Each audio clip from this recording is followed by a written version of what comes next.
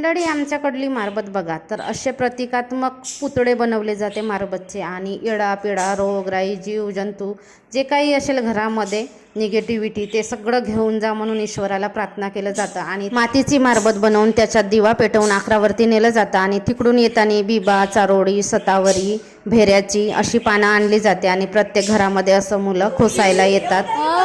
खरी कंपनी दिसले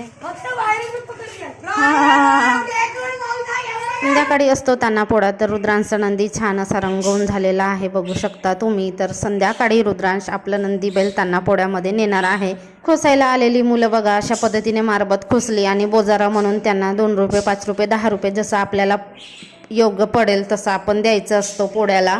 भराची विश्रांती म्हणून मारबतच्या दिवशी नॉनव्हेज खाल्लं जातं. खास करून आजच्या दिवशी नॉनव्हेज खाल्लं जातं. नंतर तर गौरी गणपतीच लागते. मी जाणार आहे